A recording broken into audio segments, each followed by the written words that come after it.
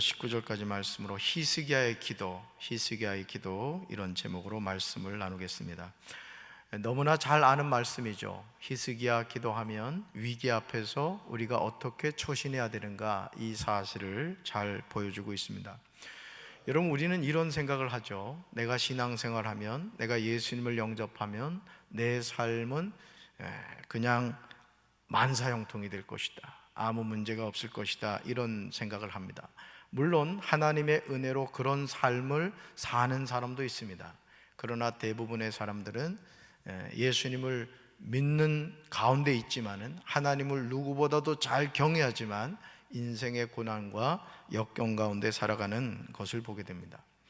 여러분, 유다 왕 가운데 대표적으로 하나님을 잘 섬기고 경외했던 사람 가운데 하나가 바로 이 히스기야 왕이었습니다. 그렇다면 우리가 생각할 때 이 히스기야 왕의 어떤 삶, 또 왕으로서의 행적이 형통하고 문제가 없었어야 될 것 같은데, 오늘 보면 아수르 왕 사네립의 군대가 유다의 여러 성읍을 점령했습니다. 자, 이런 상황에서 히스기야가 선택했던 게 뭐냐? 자신이 해야 할 일과 하나님이 해 주셔야 할 일을 정확하게 구분했다라는 거예요. 저는 우리 사랑하는 성도 여러분들이 삶의 여정에서 어떤 문제가 생겼을 때 내가 해결해야 될 일이 뭔지, 또 하나님이 도와주셔야 할 일이 뭔지 잘 분별하셔서 이걸 막 뒤죽박죽하는 게 아니라, 내가 할 일은 내가 겸손히 하고 하나님이 도와주셔야 할 일은 미련 없이, 아낌없이 하나님의 도우심을 구하게 되기를 주님의 이름으로 축원합니다. 자, 오늘 질문을 보면 이 질문이죠. 질문 보여주시면, 히스기야 왕은 산헤립의 위협 앞에서 어떻게 기도했습니까?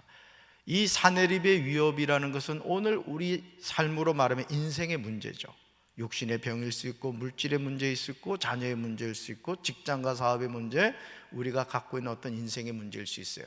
자, 히스기야 왕은 산헤립의 위협 앞에서 어떻게 기도했습니까? 첫째, 같이 읽습니다. 하나님의 성전으로 들어가 기도했습니다. 우리 삶의 문제가 다가온다, 또 내가 육신의 병이 들었다, 또 자녀의 문제가 있다, 가정의 문제가 있다, 또 교회든 또 나라든 어떤 문제가 있든지 그 문제가 있으면 우리가 해야 할 일이 뭐다? 하나님 앞에 나가야 된다는 거예요. 따라합시다. 하나님 앞에 나가야 됩니다. 왜 그렇죠? 내 힘으로 해결할 수 없는 문제이기 때문에 그렇습니다. 여러분, 가끔 우리가 도로를 다니다 보면은 떼인 돈 받아드립니다, 이런 글귀를 보게 될 거예요. 자, 떼인 돈 받아드립니다. 왜 그런 게 붙어 있죠? 내 힘으로 받아낼 수 없는 것을 그 사람은 받아주겠다 이거예요. 대신 뭐만 내라? 수수료만 두둑하게 내라, 이 얘기거든요. 자, 오늘 우리가 살아가는 삶에서 오늘 아수르 왕 산헤립과 같은 인생의 위기와 어려움이 다가올 때 어떻게 된다? 누구 앞에 나가야 된다? 하나님 앞에. 대답은 하기 쉬운데 실제 문제가 생기면은 하나님을 까마득하게 잊어버려요. 따라합시다. 하나님을 찾아야 됩니다.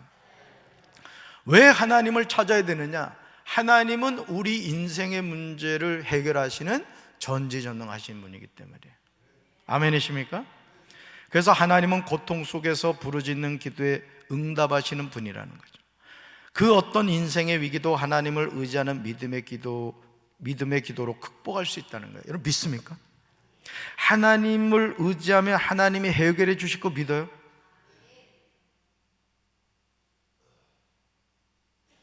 눈만 껌뻑거리지 말고 정말 믿어요? 그러면 누굴 찾아라? 하나님을 찾아라. 할렐루야. 저는 우리 사랑하는 성도 여러분들이 어떤 인생의 문제 가운데 있다 할지라도 하나님 찾으시기 바라요. 그리고 하나님은 능히 어떤 문제든지 해결하시는 분임을 믿게 되시길 주님의 이름으로 축원합니다. 자, 그러기 위해서는 우리가 어디로 가야 된다? 성전으로 가야 된다.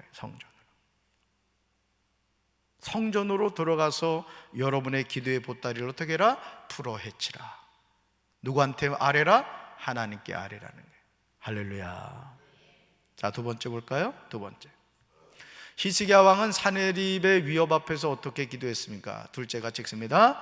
주의 종 이사야에게 기도를 부탁했습니다. 아멘.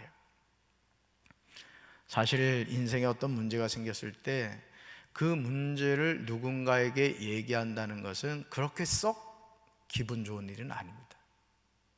왜냐하면 나는 정말 누군가를 믿고 중보기도를 요청했는데 아침에 얘기했더니 정심때 강경일보에 대문짝만하게 나기를 아무개 집사 이런 문제가 있대. 너무너무 심각하대. 막 살까지 붙여가지고 강경일보에 나는 거예요. 그럼 우리 어떻게 돼요? 마음문이 딱 닫혀버리죠. 여러분, 우리가 어떤 문제 앞에서 이런 참 위기를 늘 경험하게 되는 거예요. 자, 그런데 오늘 히스기야는 어떤 선택을 하죠? 주의 종 이사야에게 기도 요청을 합니다. 저는 우리 사랑하는 성도 여러분들이 기도의 동역자를 세워가시기 바라요. 그래서 기도 부탁을 할 때 알았어, 그냥 인사치레로 하는 그런 중보자가 아니라 여러분이 어떤 기도 제목을 이야기했을 때 정말 같은 아픔과 마음을 가지고 금식하며 기도할 수 있는 기도의 중보자가 3명만 있다고 쳐봐요. 여러분, 다니엘에게도요, 다니엘서를 읽어보면 사드락과 메삭과 아벳느고가 있었습니다. 아마 그 세 친구가 다니엘이 끝까지 하나님만을 바라볼 수 있도록 돕는 역할을 했을 거예요. 여러분도 마찬가지예요. 주님의 몸된 교회 안에서 많은 믿음의 동역자를 세워가는 것도 좋겠지만 다니엘의 세 친구처럼 풀무불 앞에서도 하나님이 우리를 능히 지켜주실 겁니다. 그러나 그렇게 하지 아니하실지라도 우리는 감사합니다 하고 풀무불을 향해서 걸어 들어갈 수 있는 그런 믿음의 새 친구가 있다고 생각해봐요. 어떤 문제 앞에서도 여러분이 낙심하거나 좌절할 일이 없죠. 아멘. 저는 여러분 자신이 그런 중보 기도자가 되시길 주님의 이름으로 축원합니다.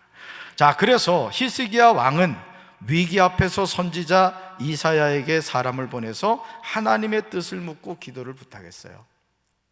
목회를 하면서 담임 목사로서 제일 존귀하게 성도가 여겨질 때가 언제인지 아십니까?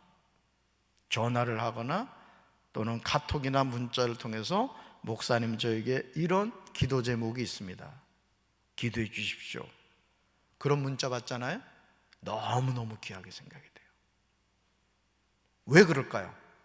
왜 성도가 담임 목사한테 기도 요청하는 것이 담임 목사 입장에서는 존귀하게 여겨질까요?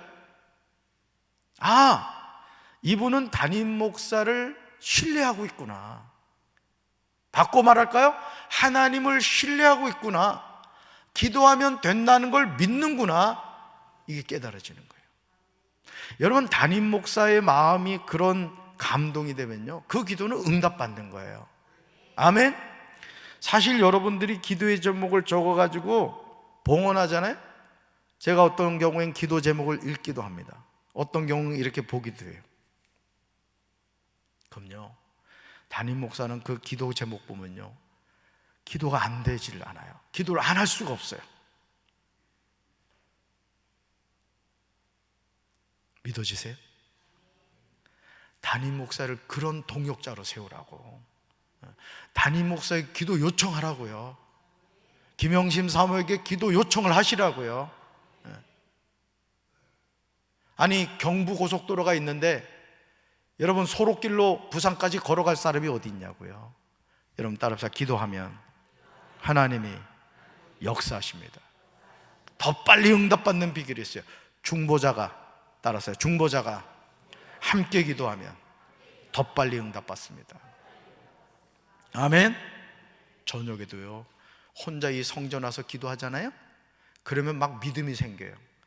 어떤 믿음이 생기냐? 뒤에서 마귀가 서 있는 것 같아.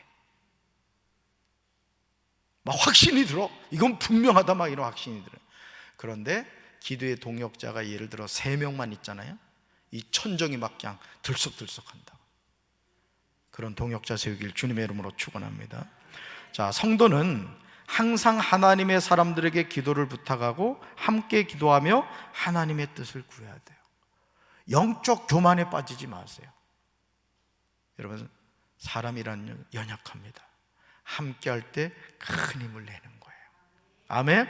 그래서 여러분의 기도의 제목을 숨김없이 껍데기 기도 제목 하지 말고, 저는 속해서 여러분의 기도가 정말 여러분의 고통스러운, 수치스러운, 아프지만 그렇지만 중보해줘야 될 그런 기도의 제목을 같이 나눌 수 있게 되길 주님의 이름으로 축원합니다. 그런 기도가 능력의 기도예요. 할렐루야. 그리고 동네방네 강경일보에다 기사 쓰고 그러지 말고. 자, 세 번째 볼까요? 세 번째, 히스기야 왕은 사네립의 위협 앞에서 어떻게 기도했습니까? 셋째가 찍습니다. 문제를 놓고 구체적으로 기도했습니다. 자, 히스기야가 하나님 앞에 문제를 어떻게 놨어요?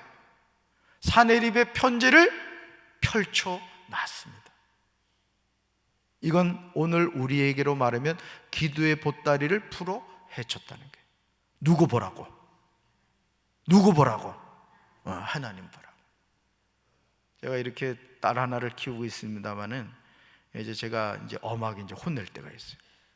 그럼 어떨 때는요, 편지를 씁니다. 편지를 써가지고 아빠 이만하고 저만하고 이만하고 저만해서 기분이 엄청 나빴다고 이렇게 써놓고 저한테 줘요. 뭔 얘기예요? 펼쳐서 보라 이거지. 내가 상당히 기분이 나쁘다는 거예요. 우리도 마찬가지입니다. 오늘요, 여러분 기도 숨기고 온 거 하나님 앞에 히스기야가 편지, 사네립의 편지를 펼쳐놨듯이 여러분의 마음에 있는 정말 아주 밑바닥에 정말 구해야 되는 그 기도의 제목을 하나님 앞에 펼쳐 놓으셔서, 그랬구나, 너 이런 문제가 있었구나, 알았어, 내가 도와줄게. 하늘 문이 열리는 축복이 임하게 되기를 주님의 이름으로 축원합니다. 히스기야는 절박한 위기 상황에서 하나님께 문제를 맡겨드리고 구체적으로 기도했어요. 따라합시다. 구체적으로 기도하면 구체적으로 응답받습니다. 아멘. 인생의 어려움이 다가올 때 어디로 가라? 성전으로 가라. 그리고 어떻게 하라고요? 기도의 동역자를 세우라. 그리고 어떻게 하라고요? 그렇죠, 구체적으로 기도하라. 오늘 이 밤이 여러분의 기도가 하나님께 상달받는 은혜의 시간이 될 줄로 믿습니다. 하나님이 역사하실 줄로 믿습니다. 우리 가슴에 손 얹읍시다. 하나님, 히스기야의 기도 우리 너무나 잘 알고 있습니다. 아스루 왕 사네립이 쳐들어와서 풍전등화의 상황에 처했을 때 히스기야는 편지를 가지고 성전으로 들어갔습니다. 그리고 하나님의 종 선지자 이사야에게 중보 요청을 했습니다. 그리고 가지고 간 편지를 하나님 앞에 펼쳐놓고 구체적으로 기도했습니다. 하나님은 히스기야의 펼쳐진 편지를 보시고 주의 종 선지자 이사야를 통하여 내가 사네립을 이렇게 죽일 것이다 약속하셨습니다.